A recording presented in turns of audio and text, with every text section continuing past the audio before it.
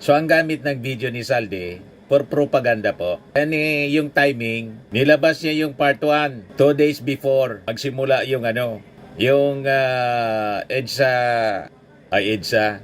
Quirino Grandstand Rally. Yung part 2 kahapon, yung part 3 ngayon, hoping na magagatungan po yung mga tao. Wala po Inulan. At malang hindi po tumagal sa lamig, mapulmonya, magsipag-uwian na yung mga nabasa. Ano nga ba, mga kababayan?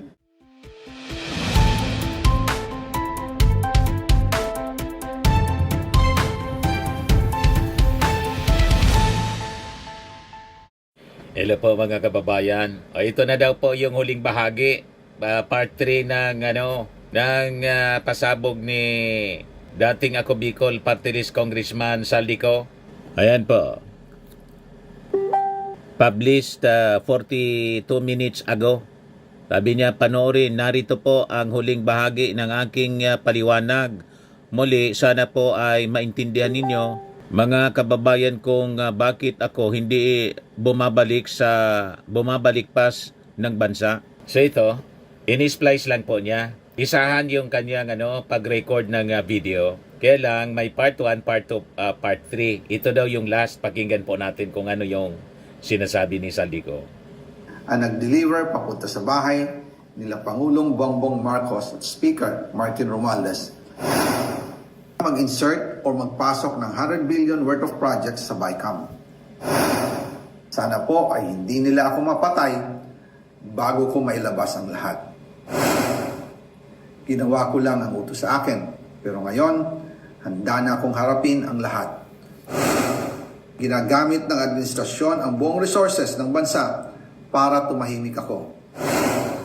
That he will shoot me if I will talk. Gagamitin ako bilang panakipbutas sa kanilang kampanya laban sa korupsyon. Hindi na ako mananahimik, ilalabas ko ang lahat ng katotohanan. May resibo, may ebidensya, at may pangalan. Kaya ngayon ay hinahamon ko si Ombudsman Remulla kung seryoso talaga siya sa mga sinasabi niya sa kanyang press release na idadamay niya pati si Martin Romualdez kung magbibigay ako ng ebidensya. Patunayan niya ngayon ang pronouncement niya. Imbestigahan niya ang Fraternity Brad at ang kanyang kaibigan na si Speaker Martin Romualdez kung talagang tutupad siya sa tungkulin niya. Imbestigahan din niya si President Bongbong Marcos. Sabi nga ni BBM nung SONA, let's do it right at mahiya naman kayo, hindi po ba? Nananawagan din po ako sa Senado na imbestigahan ang 100 billion insertion ni Presidente. Alam ko po na hindi gagawin ni Ombudsman Remulla ang hamon ko. Pero magaling ang Senado sa investigasyon at ako ay naniniwala na dahil sa kanila, lalabas ang katotohanan. Yung pong listahan ng mga projects, ilalabas ko din kasama ng video na ito. Dahil dito, mas lalong darami ang ipa-file na kaso sa akin. Ginagamit ng administrasyon ang buong resources ng bansa para tumahimik ako, para masira ang aking kredibilidad.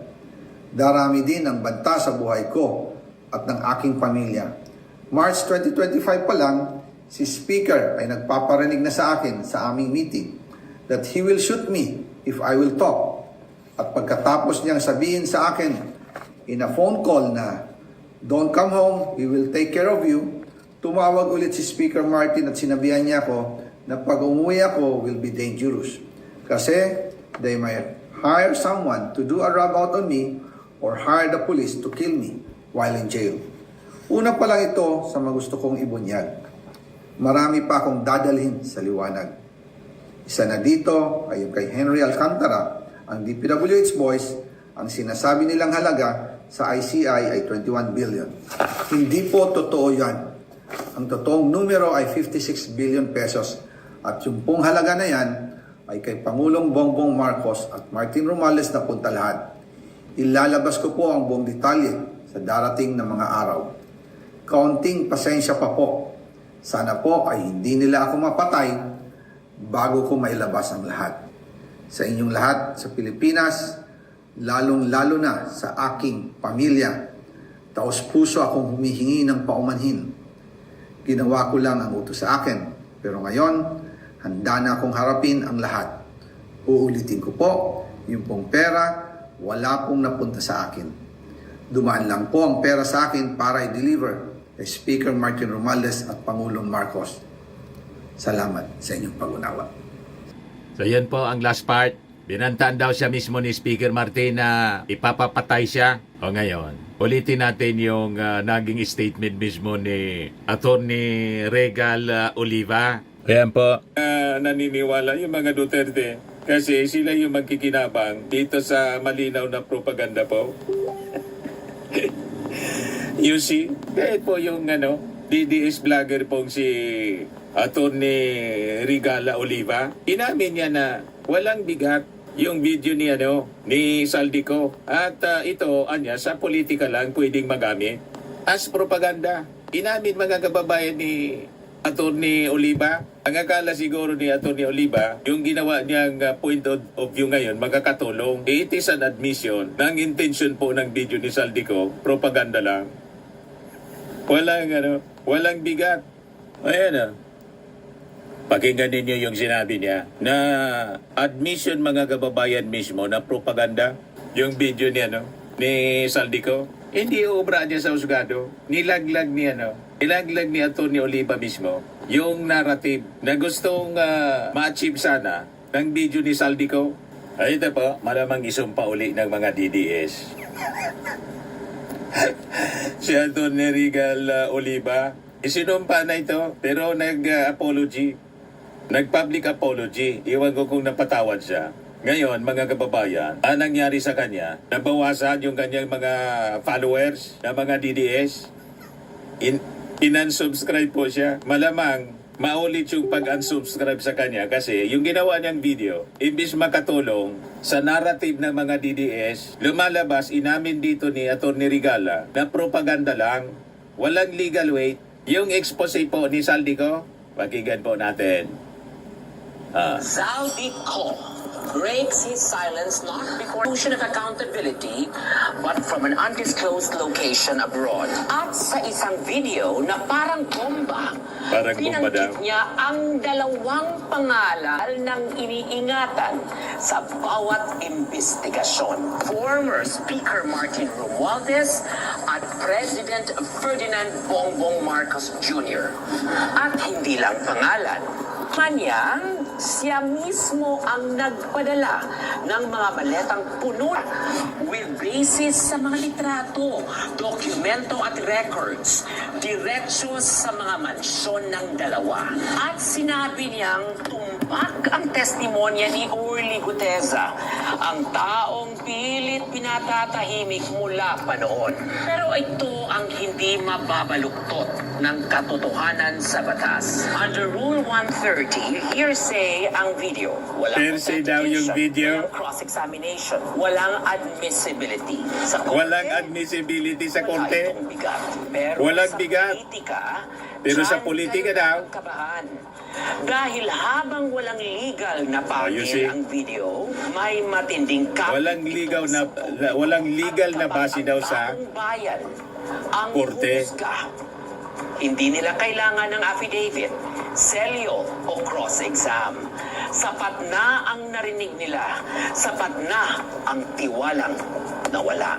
At sa dalawang pinangalanan, Marcos at Romualdez, ito ang dapat niyong marinig. Kung akala niyong ligtas kayo dahil hindi admissible ang video sa Hindi korte, admissible. nagkamali kayo. Dahil sa larangan ng kapangyarihan, political reckoning ang tunay na sintensya. At kapag iyon ang dumating, walang motion to quash, walang TRO, at walang friendly committee hearing na makakapigil. Another day, another Regal POV. Di ba malinaw? Inamin mismo ang isang DDS vlogger na si Attorney Oliva, Regal Oliva, walang bigat, walang legal weight, not admissible in court, kundi pwedeng gamitin sa propaganda.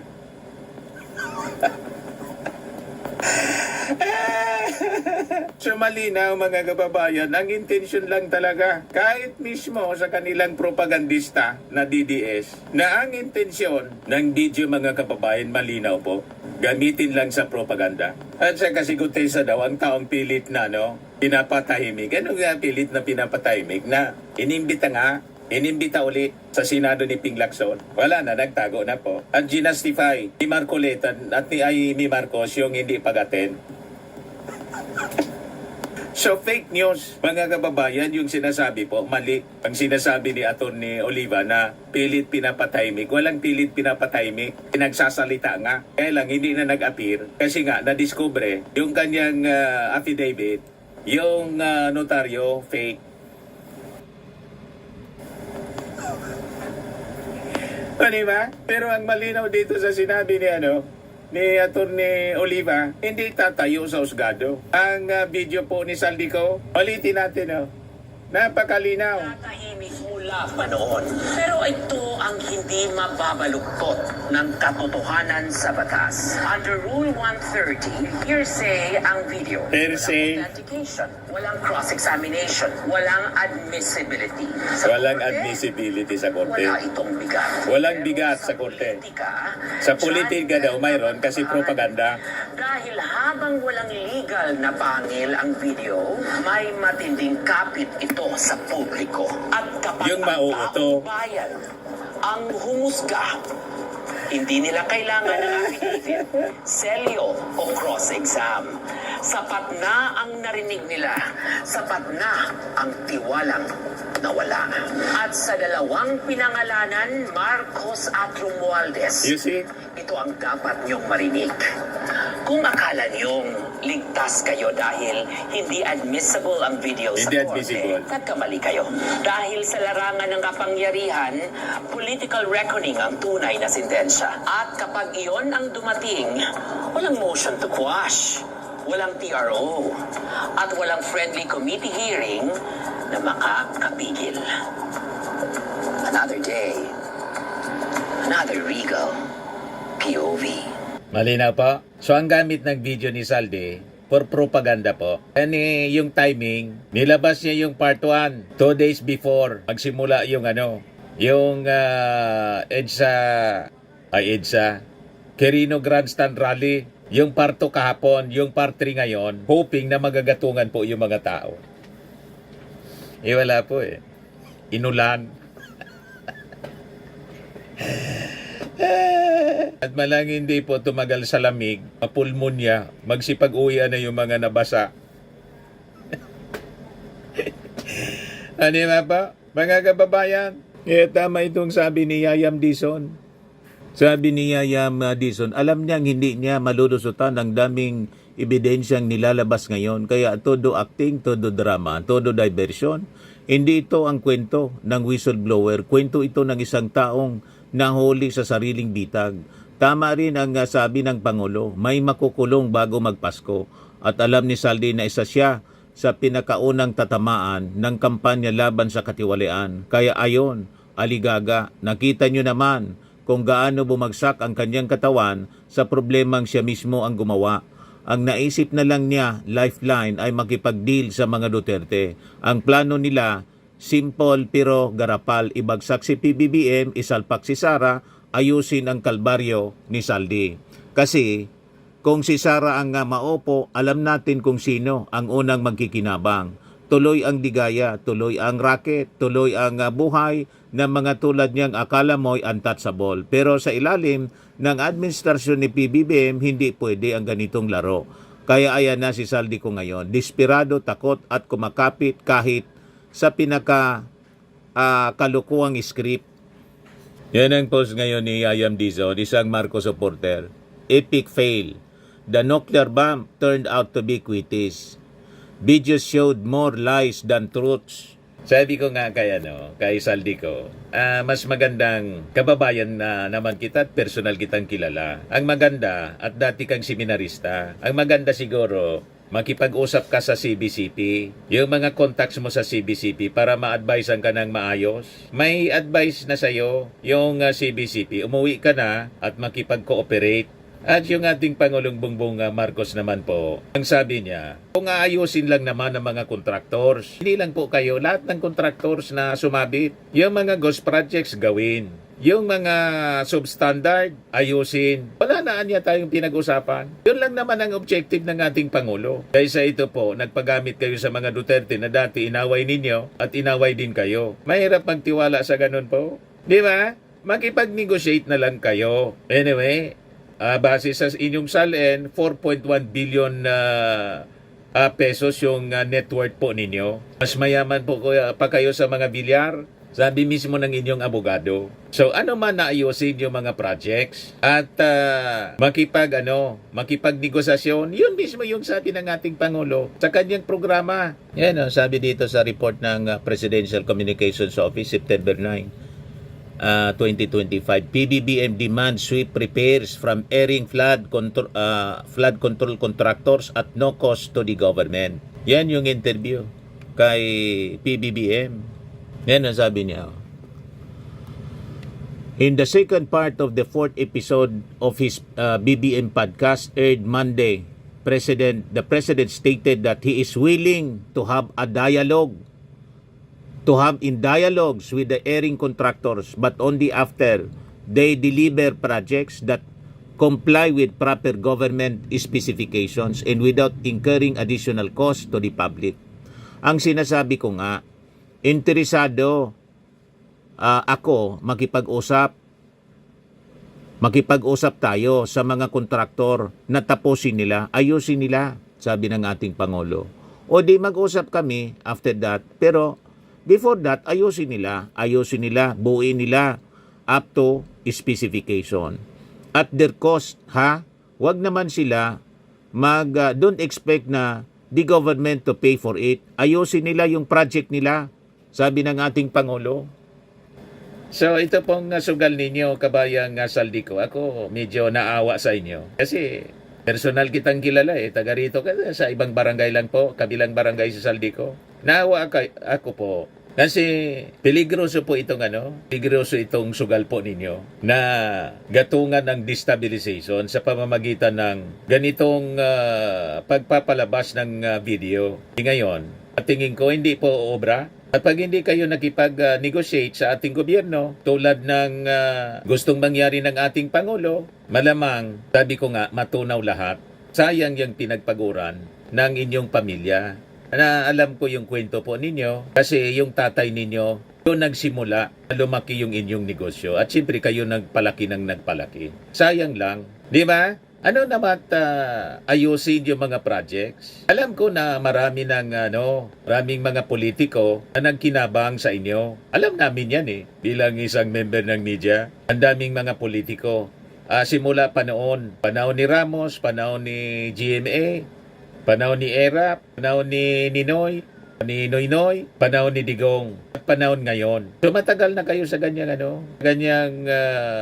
hanap buhay. So, this is my unsolicited advice. Yan kung makikinig ka po. Kung hindi, wala tayong magagawa. Di ba?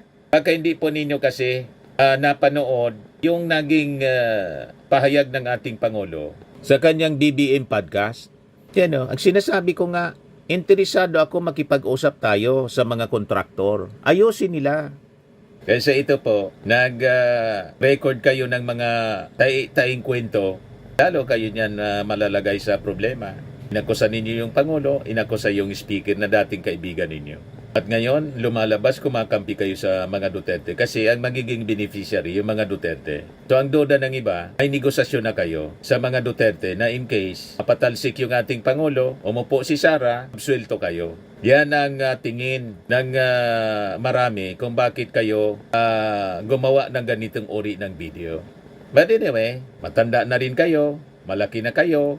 Ang akin lang naman, sa nakikita ko, mas maganda yung advice ng CBCP. At kayo po ay dating seminarista, magsi kayo ng advice kaysa paggamit kayo sa politika. Di ba pa? Ang dami pa naman ng gagatong. Tingnan ninyo ito. Huwag ka muna umuwi, Saldi, unless gusto mo maging Saldico International Airport ang lalapagan mo. Referring to NAIA, pinangalan kay Ninoy Aquino International Airport kasi napatay sa tarmac Sa history mga kababayan, yung nagpapatay kay Ninoy, hanggang ngayon hindi man po malaman kung sino. Di ba? Gusto ngang pabuksan ng ating Pangulo, ayaw man po ni Chris Aquino kasi napatawad na daw nila yung nasa likod ng pagpatay. Pero lumalabas po doon sa testimony ni Sergeant Martinez, ibang pangalan, hindi man Marcos po, ibang pangalan yung sinasabi. Kaya lang, hindi na nakapagsalita si Sergeant Martinez kasi po, biglang na aksidente po, binangga o nabangga. You see? Pero hindi Marcos yung sinasabi. Ang pangalan na nabanggit po, Danding, iwan ko kung sinong Danding yon. You see? So, malabo po itong sinasabi ni Roy Nagawanson. Lamang reputasyong ganon ang ating Pangulong Bongbong Marcos. Ni si Martin Romualdez walang reputasyon na magpapatay ng tao. Siya pa nga ang gustong ipapatay. Di ba? Alam na ninyo kung sino yung nagbanta. Kailangan man ulitin ko pa. Yung mahilig magbanta po, yun mismong pinagtatanggol ni Roy Nagawanson. Kaya malabo po ito na sinasabi niya. Yan o. Yan post niya mga kababayan. Huwag ka muna umuwi saldi unless gusto mo maging saldi ko International Airport ng lalapagan mo. Lahat propaganda po at paninira sa Marcos Romualdez ang kanilang mga ginagawa. But anyway, hayaan natin sila na magsalita ng mga masasama basta't nasa atin po ang katotohanan. Okay pa? So iyon ang friendly advice natin sa aking kababayan na si Saldico. Kasi sayang yung mga pinagpaguran po ninyo at mahirap sumugal sa ganyan po. Mas maganda, ginagarantiya naman po ng ombudsman yung inyo pong security. Di ba? Ang importante, maayos ang mga pasukan po ninyong problema. Tama po, mga kababayan.